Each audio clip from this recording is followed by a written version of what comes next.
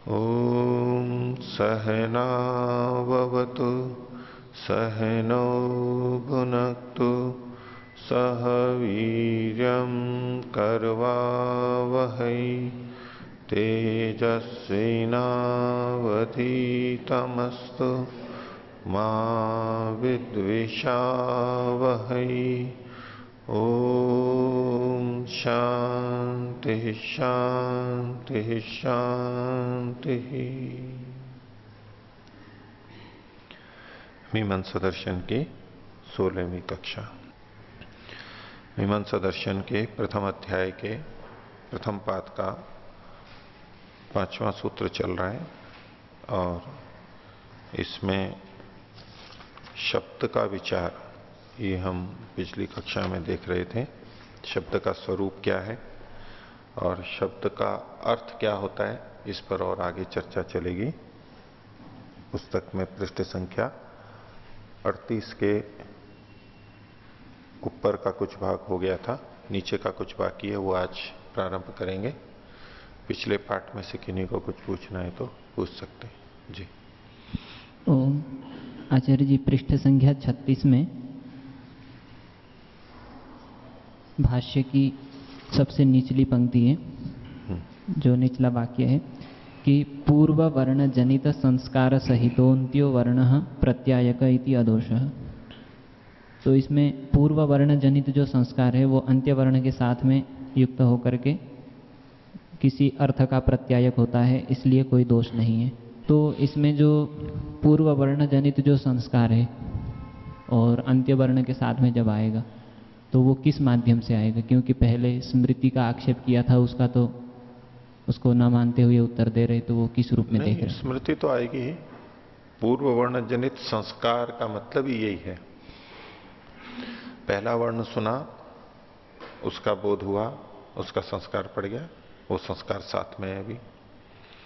दूसरा वर्ण सुना, उसका बोध हुआ, उसका संस्कार भी बन गया, वो भी साथ में है अभी, स्मृति के रूप में आएगा वो। और अंतिम वर्ण जैसे आया, उसका बोध हुआ, उस बोध के साथ में पिछले वर्णों के संस्कार स्मृति के रूप में उपस्थित होंगे, वो तीनों साथ साथ उपस्थित हो जाएंगे और उससे पूरे शब्द का बोध हो जाएगा और पूरे शब्द से फिर उस अर्थ का बोध होगा।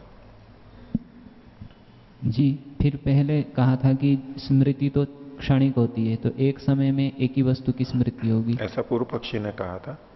नहीं, सिद्धांति भी वैसा ही मानता है, लेकिन ये साथ के साथ में रहेगा। संस्कार और हमारे को पूरा गौ शब्द स्मृति में आता है, नहीं आता है? हमें पूरा शब्द स्मृति में आएगा ना। तो स्मृति एक एक करके आती है, वो ठीक है, पूर्व पक्षी ने अपनी बात रखी थी। पर वैसे जो हमारी अनुभूति होती है उसमें हम सीधे पूरे शब्द को देख सकते हैं, पूरे शब्द को एक साथ हम अनुभव कर सकते हैं। और वो क्रमशः आते हुए भी, क्रमशः आना स्वीकार करते हुए भी वो साथ में बना हुआ है, ये बात कही जा रही है। पूर्व वर्ण जनित संस्कार सहित, वो संस्कार है, उनका ज्ञान है, उसके सहित अंत्य वर्ण भी, यानी तीनों एक साथ हमें प्रतीत हो सकते हैं। और तीनों एक साथ आ गए तो ककार ओकार विसर्जनीय ये तीन वर्ण मिल करके वो शब्द होते हैं और उससे अर्थ का बोध होता है। और कोई? तो आगे का पाठ देखिए, पृष्ठ संख्या 38, नीचे से 5वीं पंक्ति, पीछे से थोड़ा सा लेंगे। प्रसंग ये चल रहा था कि शब्द क्या है, शब्द का स्वरूप क्या है। तो पूर्व पक्षी ने पहले कहा था कि यदि आप गकार ओकार विसर्जनीय को शब्द मानेंगे, जैसा कि सिद्धांति ने यानी वृत्तिकार की तरफ से रखा गया था, उपवर्ष की तरफ से, तो लोक में जिसको शब्द कहा जाता है वो बन नहीं पाएगा। कहा कि लोक में नहीं बनता है तो नहीं बनता है, जैसा है वास्तविक वही मानेंगे हम तो प्रमाणों के आधार पर। तो पूर्व पक्षी ने कहा था नहीं, शास्त्रकार भी यही मानते हैं। क्रिया के प्रारंभ से लेकर अंत तक का जो पूरा भाग है, क्रिया है, उसको, उस आख्यात को एक शब्द तिङन्त एक शब्द, आख्यात एक शब्द बोलता है, वो भी ऐसा ही कहते हैं, पूरा बोलता है। आपने जो गकार ओकार विसर्जनीय को कहा वो कथन ठीक नहीं है। तो उसके लिए भी सिद्धांति ने कहा था कि शास्त्रकार का वचन भी अगर वो प्रत्यक्ष के विपरीत है तो अप्रामाणिक है। ये अभ्युपगम से कह रहा है, आपकी पूर्व पक्षी को कह रहा है। अर्थात जोर इस बात का है कि प्रत्यक्ष में जो हमारे को प्रतीत हो रहा है वही ठीक है, जो हमारे को एकदम पक्का है, निश्चय है, प्रत्यक्ष प्रमाण से है, तो ऐसे में शास्त्र का वचन व्यर्थ होता हो तो हो जाए। ये पूर्व पक्षी को केवल मान करके कथन कर रहा है कि वास्तव में शास्त्रकार का वचन वो व्यर्थ नहीं कर रहा है। उसके लिए उन्होंने कहा है कि शास्त्र का वचन भी सार्थक होता है, अनुपपन्न नहीं होता है, क्योंकि वहां भी अक्षरों से संस्कार बनते हैं और संस्कार से अर्थ की प्रतीति होती है। तो जब ये संभव है तो इसलिए ये वर्ण भी निमित्त हैं, ये वर्ण भी उसके निमित्त बनेंगे। अब जब संस्कार को बीच में ले आए तो पूर्व पक्षी कह रहा है फिर तो शब्द गौण निमित्त बन जाएंगे, मुख्य प्रधान कारण नहीं बनेंगे, गौण बनेंगे, परंपरा से बनेंगे, बीच में संस्कार आ गया। तो इसके उत्तर में सिद्धांति ने कहा था कि अक्षरों में निमित्त भाव गौण नहीं है, मुख्य ही है। क्यों मुख्य है? तो उसके लिए हेतु दिया था तद्भावे भावात तद अभावे अभावात। अगर अक्षर नहीं है तो अर्थ का बोध नहीं होगा, अक्षर है यानी वर्ण है, शब्द है तो बोध हो जाएगा। अब इसके ऊपर फिर सिद्धांति कह रहा है कि अगर गौण हो भी जाए, पहले तो कहा कि गौण नहीं होगा क्योंकि उसके होने पे ही ज्ञान होता है, नहीं तो नहीं होता है, इसलिए वो प्रधान ही रहेगा भले ही परंपरा से है। अभ्युपगम से कह रहा है यदि आप गौण मान भी लो तो उससे कौन सी आपत्ति है?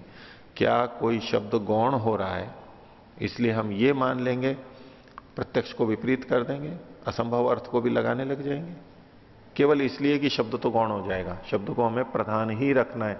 ये कोई बात नहीं बनी। कैसे? उसके लिए उन्होंने आगे बताया था कि जैसे अग्निर्माणव कह, किसी को कहा कि ये बच्चा ये आग है, आग है, तो यहां अग्नि शब्द का को गौण ही माना जाता है क्योंकि मुख्य अर्थ घट नहीं रहा है, आग तो वो हो नहीं रहा है। तो बोले नहीं, शब्द तो गौण नहीं होना चाहिए। जैसे उधर पीछे शब्द गौण हो जाएगा अर्थ बनाने में, ये दोष दिखाया था पूर्व पक्षी ने, तो बोले यहां भी शब्द गौण हो रहा है तो ये गौणता कोई ऐसा हेतु है कि गौण तो हमें करना नहीं है शब्द को, तो इसलिए मुख्य अर्थ लिया जाएगा। तो क्या ज्वलन एवं मानव का, ये जलता हुआ है, जल रहा है, ऐसा कोई कह सकते? नहीं कह सकते। शब्द गौण होता है तो होता है। अग्निर्माणव का में अग्नि शब्द यदि गौण बनता है तो बनता है, कोई बात नहीं है। शब्द का गौण बनना कोई ऐसा दोष नहीं है कि जिसके कारण हम प्रत्यक्ष के विपरीत कोई अर्थ ले लें। अगर माणवक आग नहीं है तो नहीं है, भले ही यहां पर अग्नि शब्द है, अग्नि गौण बनता है तो बने। इसी तरह से शब्द अर्थ को बताने में यदि गौण बनता भी है तो बने, उसमें कोई आपत्ति नहीं है। वैसे तो गौण है नहीं, लेकिन अगर आप मानते भी हो गौण तो इससे हम प्रत्यक्ष का अपलाप खंडन तो नहीं कर सकते। तो उसके लिए इन्होंने यहां पर कहा था। अब आगे देखिए, न च प्रत्यक्षो गकारादिभ्यो अन्यो गो शब्द। जैसे वहां पर अग्नि शब्द पढ़ा हुआ था लेकिन प्रत्यक्ष से वो बच्चा मानवक अग्नि नहीं है, ऐसे ही गकार औकार और विसर्जनीय ये जो वर्ण हैं इनके अतिरिक्त कोई शब्द नहीं है। आप जो शब्द की बात कर रहे हो, हमने कहा था गकार औकार विसर्जनीय ये वर्ण ही मिलकर के ये ही शब्द है। तो सिद्धांति कह रहा है कि अगर आप इसको वर्ण नहीं मानते हो तो इनसे भिन्न कोई शब्द है ऐसा तो किसी प्रमाण से आ नहीं रहा। तो न च प्रत्यक्षो गकारादिभ्यो अन्यो गो शब्द। क्यों? उसके लिए हेतु दिया, भेद दर्शन अभावात। उससे किसी भेद का तो पता लगता नहीं है, यदि कोई अलग है तो भिन्न पता लगना चाहिए ना। जब जब आप कहेंगे गौ, कोई शब्द कहेंगे तो गकार औकार विसर्जनीय यही तो लिखेंगे, उससे भिन्न का स्वरूप हमें नहीं मिलता है, भेद दर्शन का अभाव है। और अभेद दर्शनाच्य, और अगर आप किसी शब्द को लाते भी हो तो उसका इससे अभेद होगा, बिल्कुल यही तो लिखोगे आप, यही तो बोलोगे, और क्या होगा। आगे गकारादीनी ही प्रत्यक्षाणी, गकार आदि जो वर्ण है ये प्रत्यक्ष है, हमारे को प्रतीत होते हैं। तस्मात् गौ इति गकारादि विसर्जनीयांतम पदम अक्षराणी एवं, इसलिए गौ जो है ये गकार जिसके आदि में है और विसर्जनीय जिसके अंत में है, ऐसा ये पद, ये अक्षर ही है, अक्षर ही पद होते हैं, अक्षरों का समूह ही पद के रूप में कहा जाता है। अतो न तेभ्यो व्यतिरिक्तम अन्यत पदम नामयति, इसलिए इनसे अतिरिक्त अन्य कोई समुदाय रूप में अलग कोई पद नाम की चीज है ऐसा नहीं है। अक्षरों का समूह ये ही समूह विशेष ही पद कहलाएगा। ये इनका सिद्धांत पक्ष आ गया। कितना हो गया? इनका स्वरूप आ गया। पद किसे कहते हैं, शब्द किसे कहते हैं ये।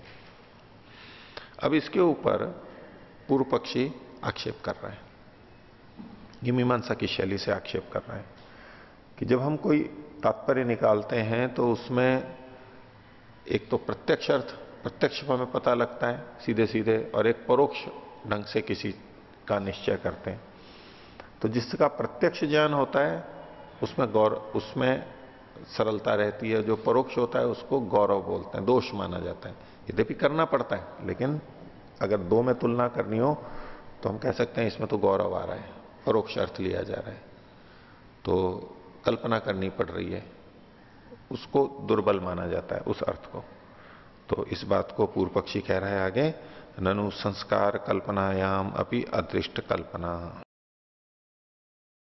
आप ये जो संस्कार की कल्पना कर रहे हो, कैसे कि वर्ण बोले गए, उनका संस्कार हुआ और उन संस्कारों से फिर अर्थ का बोध हुआ। तो ये जो आप संस्कार की कल्पना कर रहे हो इसमें अदृष्ट की कल्पना है। संस्कार कल्पनायाम अपि अदृष्ट कल्पना।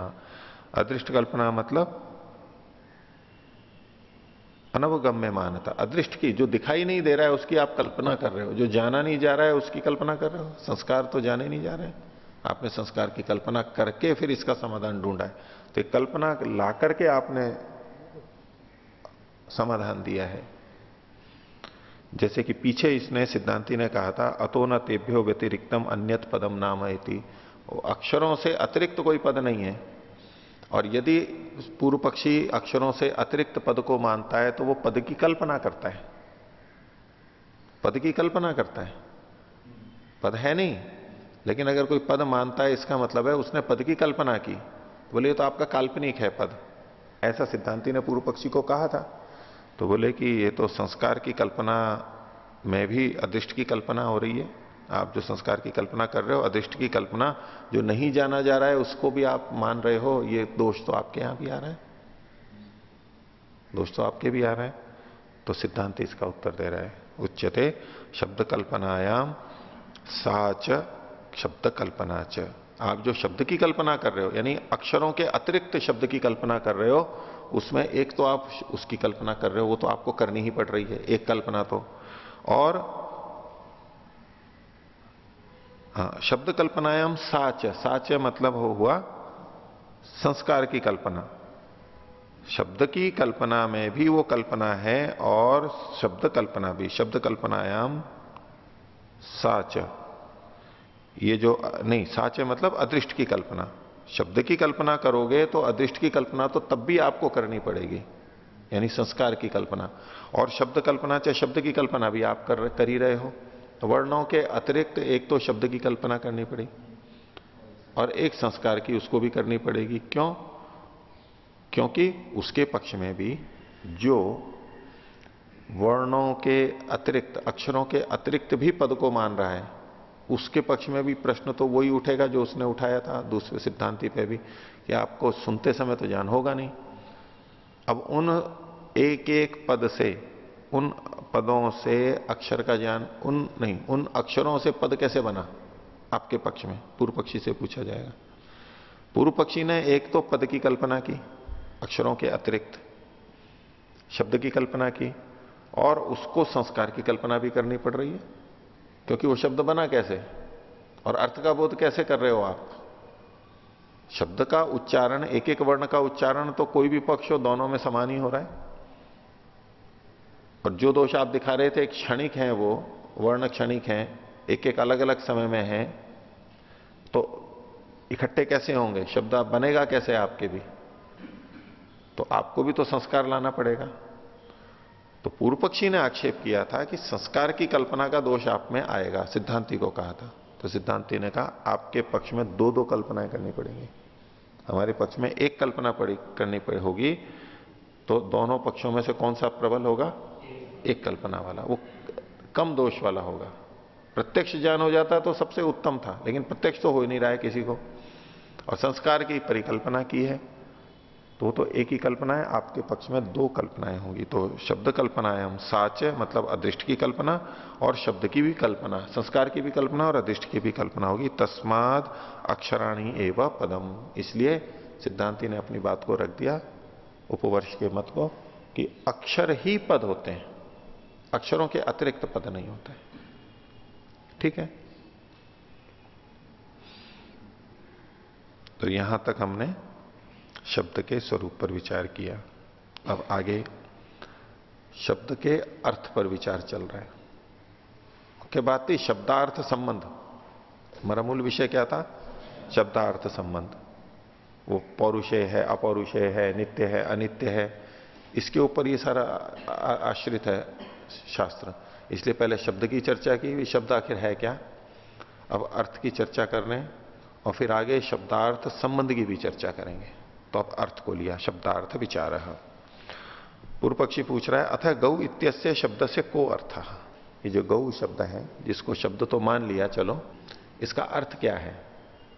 सिद्धांति उत्तर दे रहा है सासनादि विशिष्टा आकृति रीति ब्रूमा।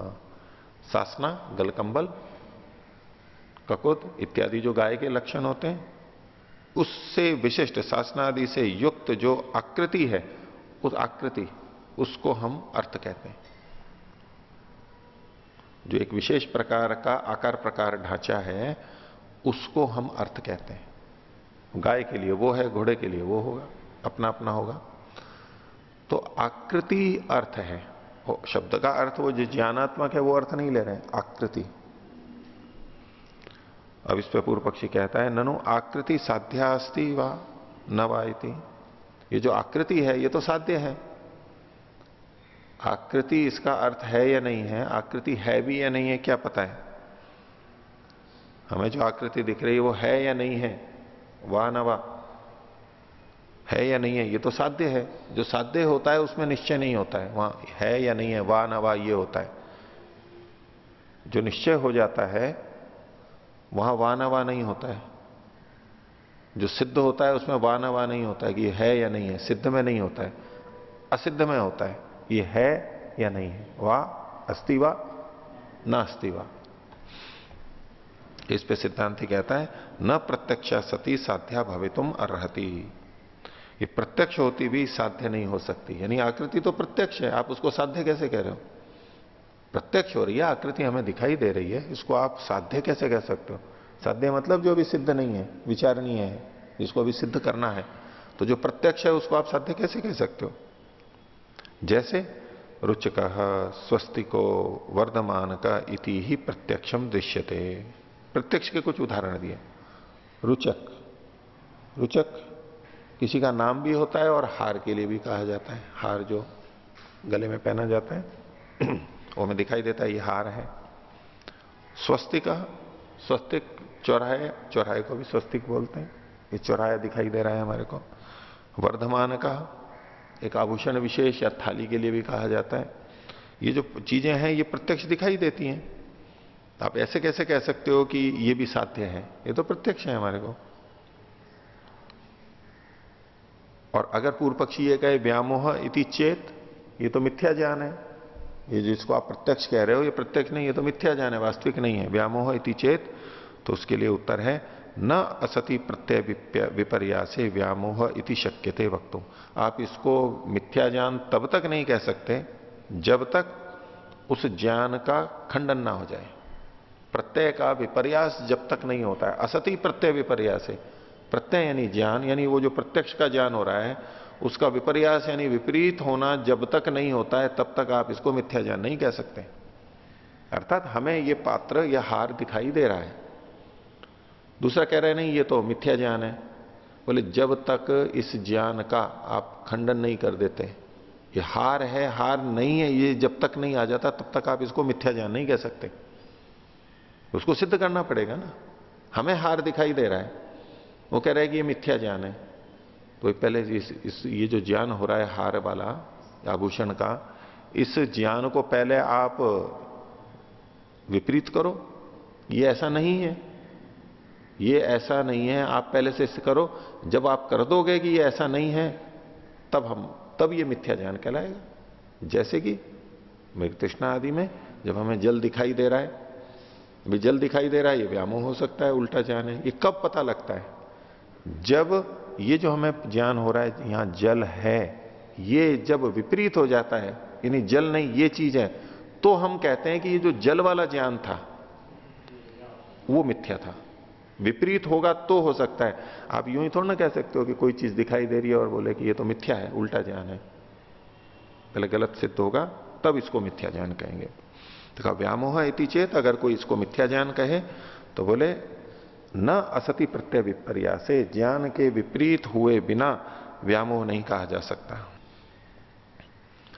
तो इसके ऊपर पूर्व पक्षी कहता है असत्यपि अर्थांतरे एवं जातीय को प्रत्ययो एवं जातीय को भवति प्रत्यय पंक्ति ही यूथम वनम इति यथा इति चेत। सिद्धांति ही कह रहा है लेकिन पूर्व पक्षी की तरफ से कि अगर कोई ये आक्षेप करने लगे, क्या आक्षेप करने लगे? अर्थांतर के न होने पर भी, भिन्न वस्तु के न होने पर भी, असति ही अर्थांतरे, असत्यपि अर्थांतरे, जो चीज हमें दिखाई दे रही है उसके अतिरिक्त चीज ना होने पर भी, एवं जातीय को भवति प्रत्यय, ऐसा ज्ञान होता है। अब जैसे कि इन्होंने उदाहरण दिया पंक्ति ही, पंक्ति होती है ना, एक क्रमशः एक के बाद एक, वृक्ष की हो चाहे तो मनुष्यों की हो, पंक्ति चींटियों की हो। पंक्ति क्या चीज है? असत्यपि अर्थांतरे, भिन्न वस्तु ना होते हुए भी। किससे भिन्न? मान लो चींटियों की पंक्ति जा रही है, तो चींटियों से भिन्न कोई पंक्ति ना होते हुए भी ज्ञान होता है कि पंक्ति है। असत्यपि अर्थांतरे, अर्थांतर मतलब अर्थ कुछ तो दिखाई दे रहा है, चींटियां या मनुष्य, वो तो एक एक तो दिखाई दे रहे हैं, लेकिन ये पंक्ति क्या चीज है? हम कह रहे हैं ये पंक्ति है। तो अर्थांतर यानी पंक्ति रूप अर्थांतर के न होते हुए भी ज्ञान तो होता है कि कोई चीज है, अर्थात न होते हुए भी ज्ञान हो रहा है। जो प्रत्यक्ष ज्ञान हो रहा है उसमें ये दोष दिखाना चाहता है। तो असत्यपि अर्थांतरे एवं जातीय को भवति प्रत्यय, पंक्ति एक उदाहरण दिया। दूसरा उदाहरण दिया यूथम, यानी समूह। या समूह नाम की कोई चीज होती है क्या? व्यक्तियों का समूह, गायों का समूह। तो अर्थांतर मतलब गायों के अतिरिक्त समूह नाम की कोई चीज है क्या वहां पर? गाय है बस। तो अर्थांतर के ना होते हुए भी ज्ञान हो रहा है कि देखो यहां पर समूह है, हम बोल भी रहे हैं। और वनम इति वनम, वन क्या है? वन क्या चीज दिखाई दे रही है हमारे को? हमारे को तो वृक्ष दिखाई दे रहे हैं। वृक्षों के अतिरिक्त वन कोई वस्तु है क्या वहां पर? वृक्षों के अतिरिक्त कुछ नहीं है, लेकिन फिर भी हमें प्रत्यक्ष या प्रतीति होती है और हम व्यवहार कर रहे हैं। अगर ऐसा कोई कहे तो कि आपके प्रत्यक्ष में तो दोष है, देखो मिथ्या ज्ञान हो रहा है, आप कहते हो ये वन है, लेकिन वन नाम की कोई चीज ही नहीं है, इसलिए आपका ये मिथ्या ज्ञान है। ऐसा यदि पूर्व पक्षी कहे तो कहते हैं ना, ये ठीक नहीं है। असंबद्धम इदम वचनम उपन्यस्तम, आपने ये गलत तरीके से वचन को रखा है, असंबद्ध है। कैसे असंबद्ध है वो आगे बताएंगे। तो उसने पूर्व पक्षी ने पूछा किम, कैसे असंबद्ध है? बोले असति वने वन प्रत्ययो भवती इति, आपके मत में असति वने, वन के न होते हुए भी वन का ज्ञान हो रहा है, आप ऐसे ढंग से बोल रहे हो। असति अर्थांतरे, अर्थांतर नहीं है तो भी ज्ञान हो रहा है, ये जो आप कह रहे हो इसका आपका मतलब क्या है? कि वन के न होने में भी वन का ज्ञान हो रहा है, पंक्ति के न होने पर भी, यूथ के न होने पर भी पंक्ति और यूथ का ज्ञान हो रहा है, आप ये कह रहे हो। तो बोले इससे तो प्रत्यक्षम एवं आक्षिप्यते, आपके द्वारा तो प्रत्यक्ष पर ही आक्षेप कर दिया जा रहा है। क्या? वृक्षापि न संति थी, फिर तो वृक्ष भी नहीं है वहां पर। भाई आप ये कह रहे हो वन नहीं है फिर भी वन का ज्ञान हो रहा है, अर्थात आप किस पे आक्षेप कर रहे हो? प्रत्यक्ष पे आक्षेप कर रहे हो। तो आपके मत में यहां है क्या पर? क्यों कह रहे हैं अर्थांतर नहीं है, तो है क्या वहां पर? तो कहेगा वृक्ष। तो बोले आपके मत में तो फिर वृक्ष भी नहीं होने चाहिए वहां पर। क्यों नहीं होने चाहिए? बोले जो प्रत्यक्ष से जो ज्ञान होता है वो व्यामोह होता है, तो वृक्ष का ज्ञान हो रहा है ये भी व्यामोह है एक दृष्टि से। दूसरी दृष्टि से बोले आपने कहा कि वन नहीं है, समूह नहीं है क्या? बोले वृक्ष है। बोले वृक्ष भी तो समूह है, वृक्ष भी तो कोशिकाओं का समूह है। ये आपको वृक्ष का ज्ञान कैसे हो गया? वृक्ष को मान रहे हो ना आप, वृक्ष भी तो समूह ही है। ये वृक्ष क्या चीज है? जैसे आप वन के लिए कह रहे हो वन कुछ नहीं है वृक्ष के अतिरिक्त, ऐसे हम आपसे पूछते हैं कि जिसको आप वृक्ष कह रहे हो वो कोशिकाओं के अतिरिक्त क्या है बताओ? अर्थांतर न होते हुए भी आप वृक्ष नाम को स्वीकार कर रहे हो ना। जिस चीज का खंडन कर रहे हो उसको आप खुद भी स्वीकार कर रहे हो यहां पर। और मान लो वो क्या है? कोशिका। बोले कोशिका भी क्या है? वो भी परमाणुओं का समूह है। तो कोशिका को आप कैसे स्वीकार कर सकते हो? आपके पक्ष में तो कोशिका भी नहीं बनेगी, वृक्ष भी नहीं बनेगा, अगर आप वन का खंडन करते हो तो। इसलिए कहा प्रत्यक्ष में वो आक्षेप्यते, आप तो प्रत्यक्ष पे ही आक्षेप कर रहे हो। वृक्षा अपि न संति, आपके पक्ष में तो वृक्ष भी नहीं होने चाहिए फिर।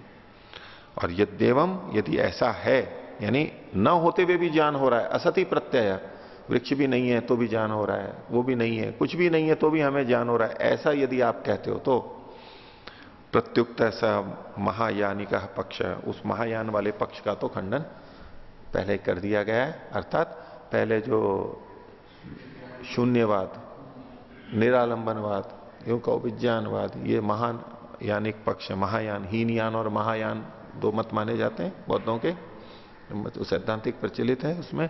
तो महायान वाला वो तो उसको तो हम पहले खंडित कर चुके हैं, वो तो व्यर्थ की बात है। बिना आलंबन के तो ज्ञान होगा ही नहीं, वस्तु तो वहां पर होती है। आगे अब दूसरी बात कह रहा है, सिद्धांती पूर्व पक्षी का खंडन कर रहा है। अथ किम आकृति सद्भाववादी उपालभ्यते, क्या आप आकृति को मानने वाले का खंडन कर रहे हैं, उसको उलाहना दे रहे हैं? उपालभ्यते, आकृति सद्भाववादी, आकृति की सत्ता को मानने वाला, कहने वाला जो है, यानी सिद्धांती। भाई इन्होंने शुरू में क्या कहा था? पहली पंक्ति में ही अर्थ क्या है? शासनादि विशिष्टा आकृति इति ब्रूमः, आकृति को हम अर्थ कहते हैं। तो बोले ऐसा करते हुए ये जो आपने पंक्ति यूथम वनम यथा इति चेत, ये जो उदाहरण दिए, इसके द्वारा किम आकृति सद्भाववादी उपालभ्य थे, क्या आप उसको उलाहना दे रहे हो? जो आकृति को मानते हैं कि आकृति की सत्ता होती है, अवयवों से अतिरिक्त अवयवी की सत्ता होती है, आप उसको उलाहना दे रहे हो क्या? तो यदि आप ऐसा कर रहे हो तो सिद्धांतरम ते दुष्यति इति, तो आपका खुद का दूसरा सिद्धांत खंडित हो रहा है। आप आकृति को तो मना कर रहे हो, लेकिन इससे आपका दूसरा सिद्धांत भी खंडित हो रहा है। क्या? वने सत्यपि वन प्रत्यय प्राप्नोति इति, आप ये कहना चाह रहे हो परोक्ष रूप से कि वन के नहीं होते हुए भी वन का ज्ञान हो रहा है, वन के न होते हुए भी वन का ज्ञान हो रहा है। यानी आलंबन नहीं है तो भी ज्ञान हो रहा है। ये आलंबन को तो मानता है, ये जो पूर्व पक्षी है आलंबन को तो मान रहा था, वृक्ष को तो मान रहा था, वन को नहीं मान रहा था।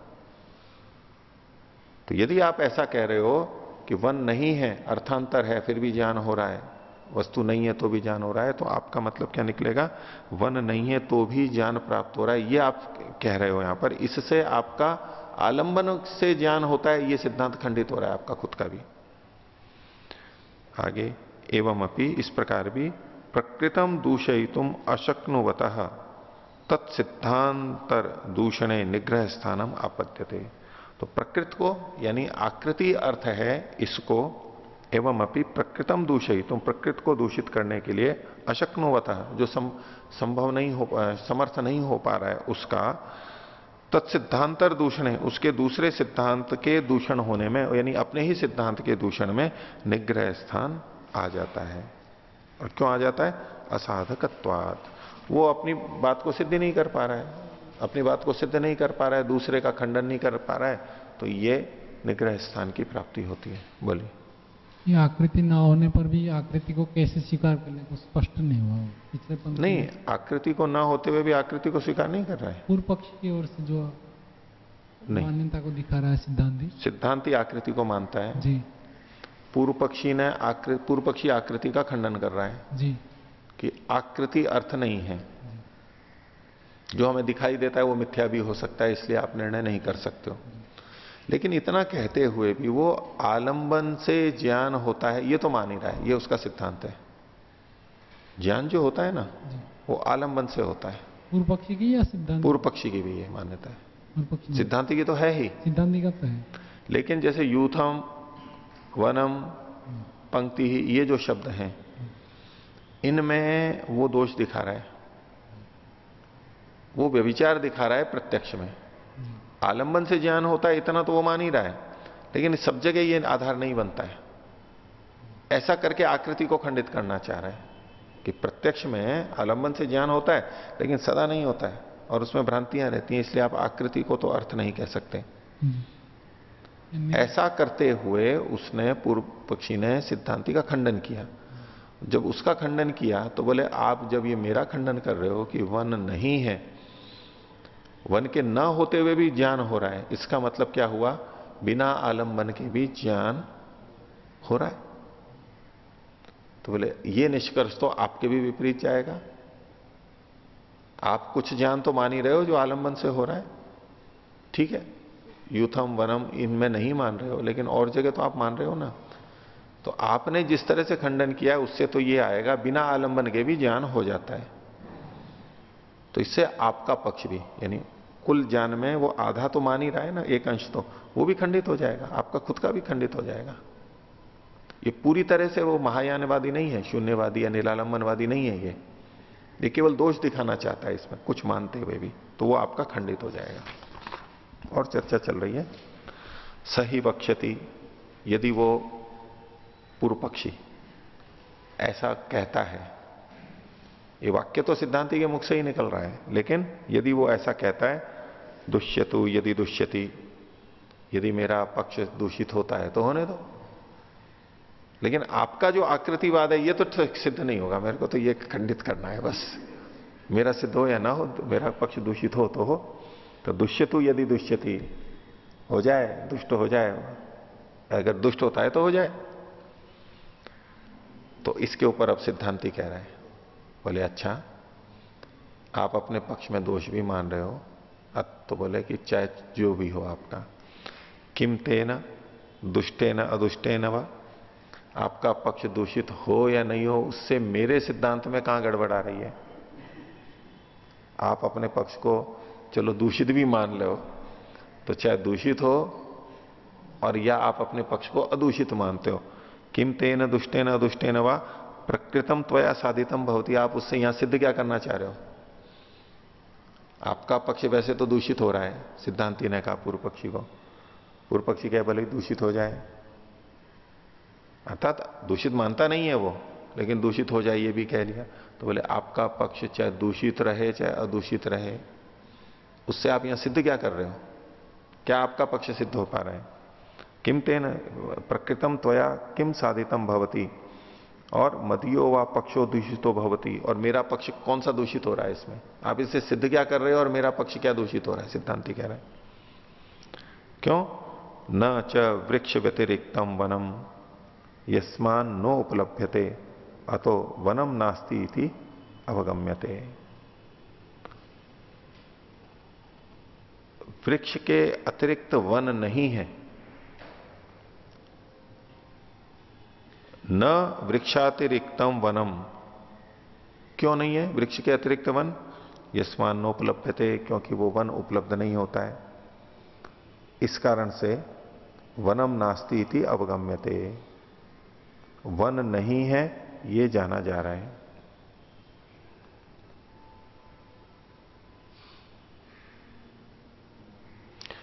वन नहीं है ये कैसे जाना उसने?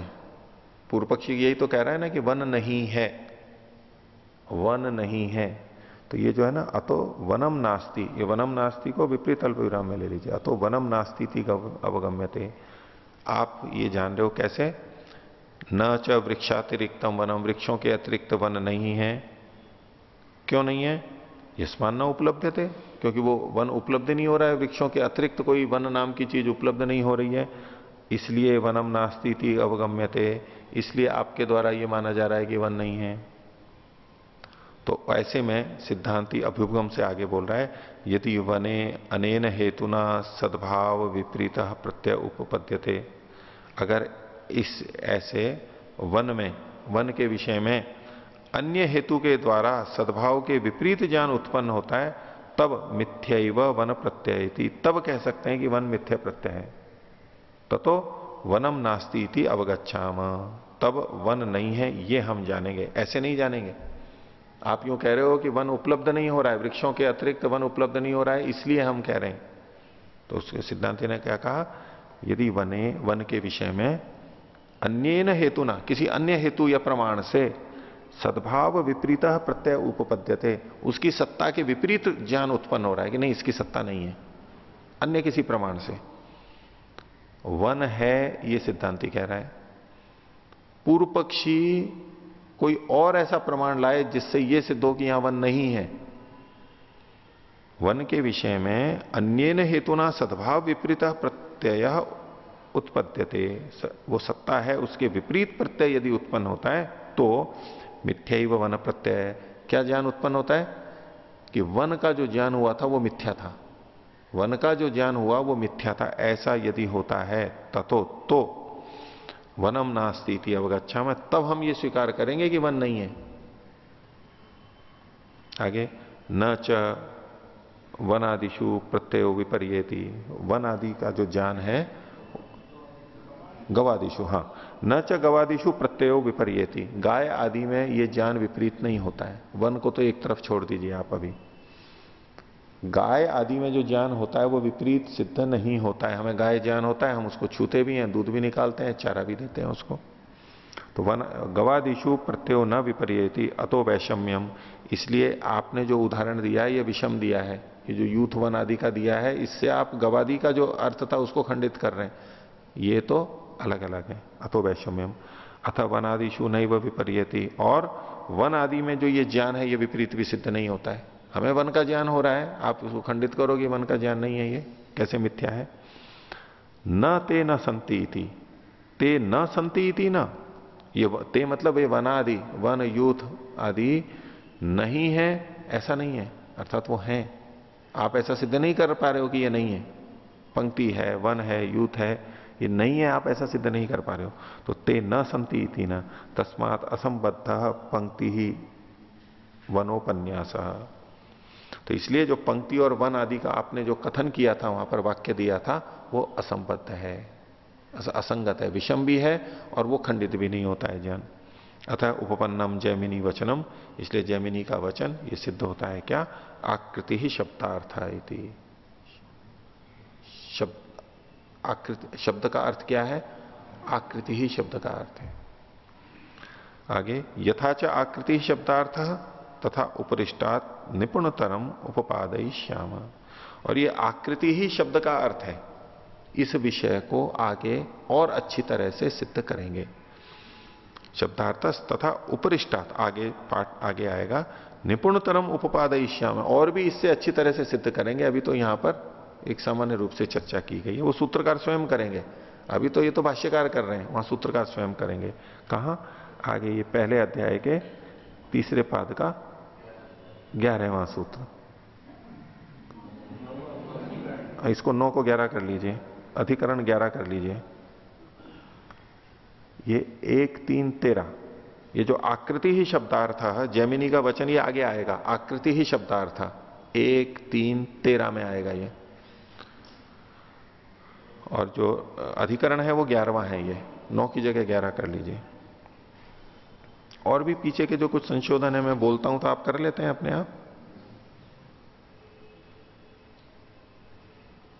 कहीं कहीं मात्रा की और ये सब त्रुटि रहती है ना, छपने में। जैसे शब्दार्थ विचार में दूसरी पंक्ति भवितुम अर्हति, हा पे रेफ, मैं बोलता हूं तो उसी में लगा लिया करिए।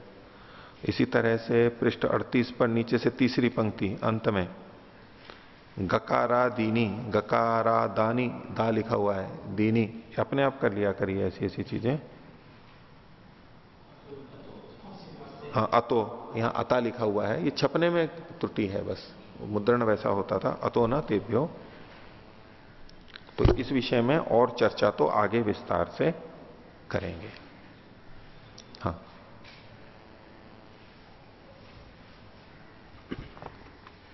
उमाचार्य जी, यहाँ पर न च गवादिषु प्रत्ययो विपर्येति अतो वैषम्यम बोला है, तो गवाद में जो प्रत्यय है वो विपर्यय को प्राप्त नहीं होता है, इसलिए ये विषमता नहीं है। यहाँ पर वनादि में बोला है, वो समझ में नहीं आया वो विषय। जो इसने पंक्ति यूथम वनम उदाहरण दिए थे और इसके आधार पर वो सिद्ध करना चाह रहा था कि शासनादिमान जो आकृति है वो पदार्थ नहीं है, ये सिद्ध करना चाहता था। बोले वहां तो हम उपलब्ध करते हैं, आप ये जो उदाहरण दे रहे हो इस उदाहरण से इनसे उसका वैषम्य है, उदाहरण आपने गलत दिया है, इसलिए उसको हटा दिया एक तो। और दूसरा बोले कि इसका वन आदि का जो आप खंडन भी कर रहे हो कि वन आदि नहीं होते हैं, तो पहले उसका उस ज्ञान को मिथ्या तो सिद्ध करो। व्यवहार में बहुत बार ऐसा होता रहता है, यहां ये इस बात का प्रयोग करते हैं। कोई जैसे कि कहे कि ईश्वर है, दूसरा कहते ईश्वर नहीं है। अब सारा जोर किसको लगाना पड़ता है? जो ईश्वर है वो मानता है उसको, ईश्वर इसलिए है, वो ये प्रमाण देता है, वो देता है। उसने तो जो बोल दिया ईश्वर नहीं है, सिद्ध करो। ये दूसरे ढंग से बात को कहते हैं कई जगह पे, आगे भी पीछे भी कहा, आगे भी कहेंगे। बोले ईश्वर नहीं है ये सिद्ध करके बताओ, ईश्वर नहीं है ये सिद्ध करो। उससे प्रश्न कर रहे हैं आगे होकर के, तो क्या कहेगा? दिखता नहीं है।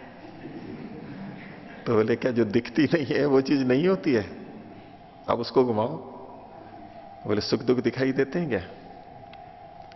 सुख दुख दिखाई देते हैं क्या? भूख दिखाई देती है क्या? अब उसको पकड़ेंगे। अब वो नहीं तो वो हमारे पे हमारे पे ही चढ़ जाता है फिर, और हम उसके अनुसार फिरते रहते हैं। तो ये दूसरी शैली है। उसको कहें कि अच्छा असिद्ध करके बताओ आप, आपको कैसे पता लगा कि ईश्वर नहीं है? तो यही कहेगा दिखता नहीं है। तो बोले ये चीजें भी तो नहीं दिखती हैं। तो कहेगा कि वो महसूस अनुभव होती हैं ये तो बोले जो अनुभव होती है वो तो होती है, अब ईश्वर तो अनुभव नहीं होता है। तो फिर हम यूं कहते हैं कि भाई समाधि लगाओगे तो अनुभव होगा, ऐसे ही बोलते हैं ना। मेहनत करोगे, यम नियम का पालन करोगे तो होगा। उसके लिए फिर वो दूध वाला उदाहरण देते हैं राजा का। राजा ने कहा कि मेरे को कोई ईश्वर बता दे, समझा दे ईश्वर कैसे है, कहां है। तो कोई बता नहीं पाया। तो बच्चे ने कहा कि मैं बताऊंगा राजा को, मैं समझा दूंगा ईश्वर कहां रहता है, ईश्वर क्या करता है, उसकी क्या शक्ति है, ऐसी वो कहानी है ना। तो बच्चा आया, लोगों ने कहा ये बच्चा उत्तर देगा, कोई तो समझा नहीं पा रहा है राजा को। तो आया बच्चा, तो राजा ने कहा कि अच्छा बच्चे बताओ मेरे प्रश्न का उत्तर। तो बोले आप कैसे राजा हैं, मैं अतिथि के रूप में आपके पास आया हूं, पहले मेरे को थोड़ा सा कुछ खिलाओ पिलाओ तो सही, तो फिर बात करेंगे। तो बोले क्या? बोले मैं तो बच्चा हूं, मेरे को तो दूध चाहिए। तो बोले अभी इसके लिए दूध लेकर के आओ। दूध लेकर के आ गए, तो कटोरा उसके पास में आया, तो कटोरे में उंगली डाल के यूं यूं निकाले और यूं यूं देखे, बार बार घुमाए और यूं देखे, ऐसे जैसे कि मिल नहीं रहा है, जो चीज देख रहे हैं वो मिल नहीं रहा है। तो कुछ देर हो गई वो पी नहीं रहा दूध, तो सब उसको उसी पे केंद्रित हो गए। राजा ने कहा ऐसे क्या देख रहे हो? बोले मैंने सुना था कि घी के, इस दूध के अंदर मक्खन रहता है, घी रहता है, मैंने ऐसा सुना था, लेकिन मेरे को तो दिखाई नहीं दे रहा है, मैंने खुद देख रहा हूं। बोले अरे मूर्ख, ऐसे नहीं दिखाई देता है, इस दूध को पहले जमाना पड़ता है, जमा करके फिर बिलोना पड़ता है, फिर उसमें ऊपर मक्खन निकल करके आता है। इससे पहले एक और काम किया उस बच्चे ने। तो बच्चे ने कहा कि अच्छा, आप मेरे से प्रश्न पूछना चाहते हो तो गुरु बन के पूछना चाहते हो या शिष्य बन करके पूछना चाहते हो? अब राजा क्या कहे, यूं तो न कहेगा कि मैं गुरु बन करके बड़ा बन के पूछना था। बोले शिष्य बन के पूछना चाहता हूं। तो बोले गुरु को ऊपर बैठना चाहिए या शिष्य को ऊपर बैठना चाहिए? और राजा ने को सहम गया वो, तो ये थोड़े सबके सामने बोले हाँ ठीक बात है, मैं पूछ रहा हूं। तो राजा नीचे आ गया और बच्चे को ऊपर बैठा दिया अपने सिंहासन में। वो तो राजा तो ऊपर बैठा हुआ था मंच में, तो खुद को उसको ऊपर बैठा दिया और खुद नीचे आकर के बैठ गया। और फिर वो दूध वाली बात हो गई। तो खैर, इसको समझाने के लिए कि ईश्वर है, यूं कहा जाता है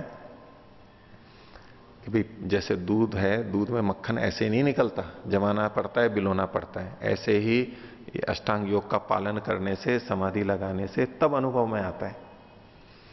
तो अब वो कहते हैं कि अब ये तो ऐसी चीज डाल दी कि, तो यहां एक उत्तर हम दूसरा दे सकते हैं। हमने भूख प्यास का तो कह दिया, दिखाई नहीं देती, अनुभव में आ रही है। तो उसके लिए उसको ऐसा उदाहरण अपने को देना चाहिए जिसको वो मानता हो कि अनुभव में नहीं आ रही तो भी है, अनुभव में नहीं आ रही है तो भी है। तो ऐसा क्या उदाहरण हम दे सकते हैं?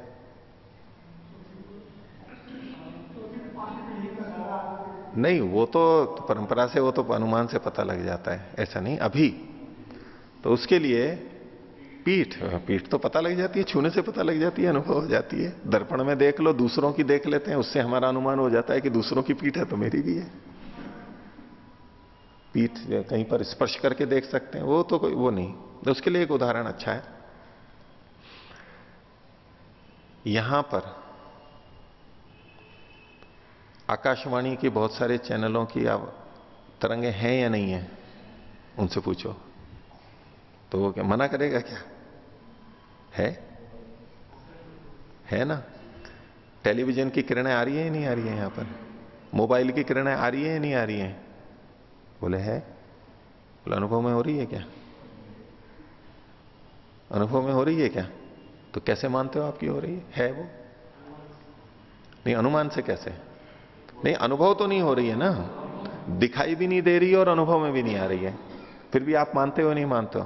बोले हाँ मानते हैं। तो ऐसे ही परमात्मा को भी मानते हैं। तो बोले नहीं, उसको तो हम ट्रांजिस्टर ला करके, बोले ट्रांजिस्टर पड़ा हो तो पता लगता है क्या? नहीं, ट्रांजिस्टर चलाएंगे और ट्रांजिस्टर चलाने पे भी आ जाएगा, उसकी ट्यूनिंग तो होनी चाहिए ना, सही स्टेशन लगना तो चाहिए ना। सही स्टेशन लगेगा तो सारी आवाज आ जाएगी। वो तो ना तो दिख रहा था ना अनुभव में आ रहा था, लेकिन फिर भी हमें पता लग रहा है। ऐसे ही जब हमारे मन की ट्यूनिंग परमात्मा के अनुकूल हो जाती है ना, चैनल ठीक लग जाता है, वो शुद्ध हो जाता है, तो हो जाएगा। तो अनुभव ना आते हुए भी चीज है, ये आप भी मानते हैं। तो परमात्मा के लिए ऐसे कैसे कह देते हैं कि वो अनुभव में नहीं आ रहा है इसलिए नहीं है? ये आप कैसे कह सकते हैं? और इसके अलावा कुछ बोल नहीं सकते हो, चुप। तो जो हमारे से पूछते रहते हैं कि ईश्वर है कैसे है, सिद्ध करो सिद्ध करो, बोले आप बताओ नहीं है, उसको सिद्ध करके बताओ। अपना भी बता देना है अपने को, हम नहीं बताएं ऐसा नहीं है। क्यों हम मानते हैं ईश्वर को, ये हम प्रस्तुत करेंगे, लेकिन आप क्यों नहीं मानते हो वो सिद्ध करो। कैसे पता लगा आपको कि ईश्वर नहीं है? तो ऐसे उनको पकड़ सकते हैं। तो यहां जैसे कि भाई आप उसका वो नहीं है, इसको आप पहले खंडित करो कि वन नहीं है। अब कैसे सिद्ध करेगा वो कि वन नहीं है? कैसे सिद्ध करेगा? वो यही तो कहेगा दिखाई नहीं देता। हम दूसरी उदाहरण ले आएंगे, बोले जो दिखाई नहीं देता वो नहीं होता, ऐसा ही मानते हो क्या आप? तो वे विचार आ जाएगा। उनको ऐसे उत्तर दिया, ऐसा ही यहां पर इन्होंने किया। अब आगे की चर्चा चल रही है। क्या? शब्दार्थयो संबंध विचार। शब्द और अर्थ के संबंध के बारे में विचार चल रहा है। शब्द पता लग गया, अर्थ भी पता लग गया, और शब्द और अर्थ का जो संबंध है, जो कि यहां का मुख्य विषय है, वो आगे कहते हैं। तो प्रश्न कर रहे हैं कि अथ संबंध क इति, ये संबंध क्या है? तो सिद्धांति उत्तर दे रहा है यत शब्दे विज्ञाते अर्थो विज्ञायते, यत जिस शब्द के जान लेने पर अर्थ भी जाना जाता है। संबंध है ये कैसे पता लगा? यत का यस्मात भी कर सकते हैं। यस्मात शब्दे विज्ञाते, शब्द के जान लेने पर अर्थ भी जान लिया जाता है, इससे पता लगता है कि इनमें संबंध है। कौन सा संबंध है ये नहीं चर्चा है, लेकिन संबंध है पहली बात। चूंकि शब्द के जान लेने पर अर्थ भी जाना जाता है, इससे पता लगता है कि शब्द और अर्थ में संबंध है। तो पूर्व पक्षी कहता है सतु कृतका इति पूर्वम उपपादितम, ये तो मैंने पहले सिद्ध कर दिया था कि ये तो कृतक है। ये जो आप संबंध कह रहे हो यानी सांकेतिक संबंध होगा ना, ये तो कृतक है, बना हुआ है, यानी ये तो अनित्य होगा, ये तो मैंने पहले कह ही दिया था। तस्मात् मन्यामहे, इसलिए हम ये मानते हैं कि केनापि पुरुषेण शब्दानाम अर्थैस संबंधम कृत्वा संव्यवहर्तुम वेदा प्रणीता इति। तो किसी पुरुष के द्वारा किसी मनुष्य ने शब्दों के अर्थ के साथ में संबंध करके व्यवहार के लिए वेदों की रचना कर दी।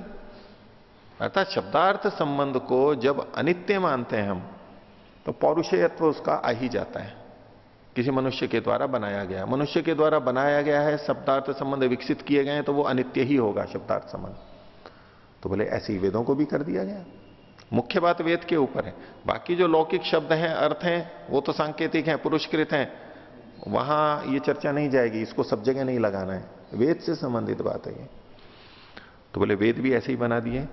तो सिद्धांति कह रहे हैं तद इदानीम उच्यते, अब इस विषय में कह रहे हैं अपौरुषेयत्वात् संबंधस्य सिद्धम इति। वेद के अपौरुषेय होने से संबंध सिद्ध है, संबंध से सिद्धम इति। सिद्धम इति मतलब मम मतम सिद्धम। अपौरुषेयत्वात् संबंध से अपौरुषेयत्वात्, ये हेतु दिया गया। संबंध के अपौरुषेय होने से, किसी मनुष्य के द्वारा न बनाए जाने से सिद्धम इति, मेरा मत सिद्ध है। सिद्धांति ने यह कहा क्या कि शब्दार्थ संबंध नित्य है। शब्दार्थ संबंध नित्य है, ये कैसे सिद्ध किया इसने? संबंध के अपौरुषेय होने से। पौरुषेय होता तो कृतक होता, क्योंकि उसने यही कहा था ना, केनापि पुरुषेण शब्दानाम अर्थैस संबंधम कृत्वा। कृतक है, कृतक है मतलब पौरुषेय है। तो बोले चूंकि ये अपौरुषेय है, इसलिए ये संबंध नित्य है, मेरा मत ये सिद्ध होता है। तो पूर्व पक्षी ने पूछा कथम पुनः इदम अवगम्यते अपौरुषेय ऐसे संबंध इति। आप इसको अपौरुषेय संबंध तो कह रहे हो, लेकिन ये कैसे जाना आपने? अपौरुषेय संबंध को अपौरुषेय सिद्ध करते हुए आप नित्यता सिद्ध कर रहे हो। तो नित्यता को सिद्ध करने के लिए अपौरुषेयत्व हेतु दिया था, लेकिन ये अपौरुषेय ये कैसे पता लगा आपको? तो अपौरुषेय ऐसे संबंध इति कथम पुनः इदम अवगम्यते। तो सिद्धांत कह रहा है पुरुषस्य संबंधो अभावात, इनके संबंध को जोड़ने वाले पुरुष का अभाव है। उसी तरह से देखो, दूसरे ढंग से उत्तर दे रहे हैं। कैसे पता लगा? बोले इसके संबंध को जोड़ने वाला कोई पुरुष कौन है? कोई है ही नहीं, पुरुष नहीं है, इसलिए अपौरुष है ये। किसने जोड़ा? बताओ। पुरुष से संबंधो अभावात।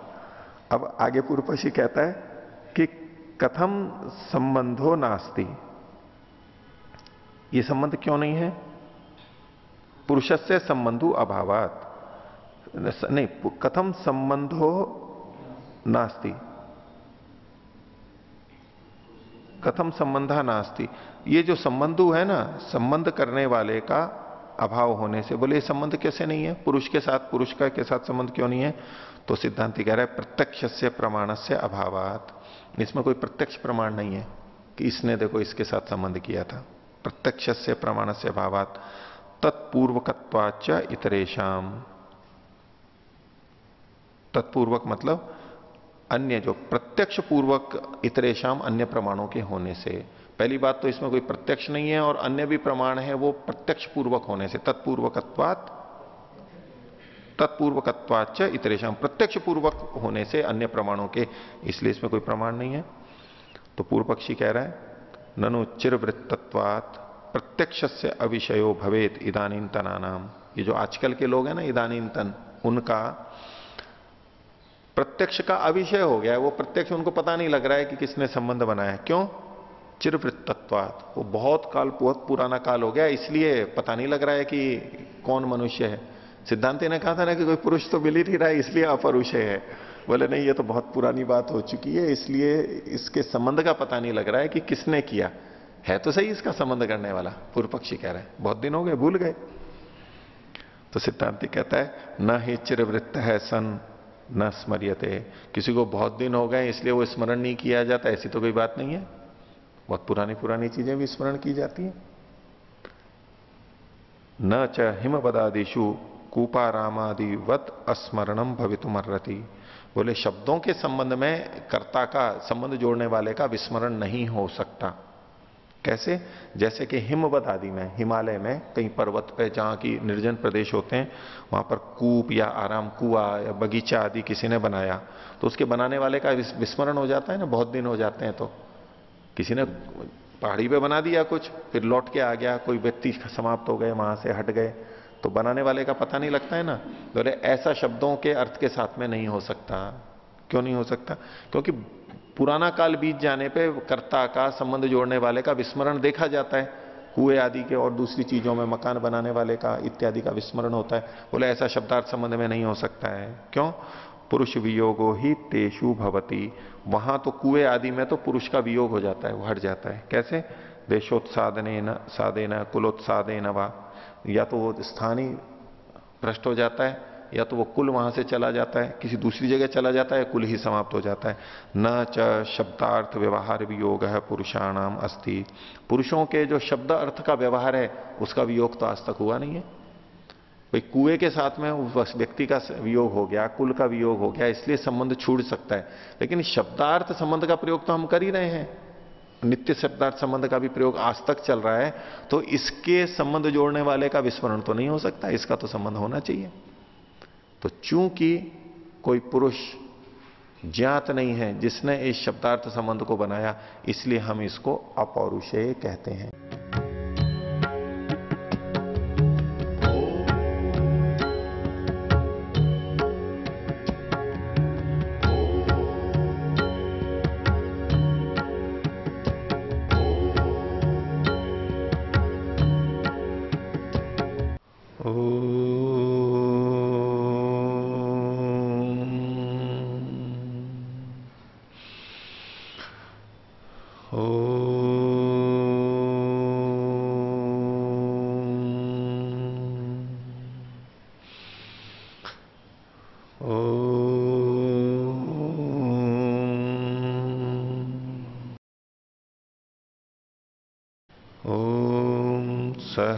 सहनाववतु सहनौ भुनक्तु सह वीर्यं करवावहै तेजस्विनावधीतमस्तु मा विद्विषावहै।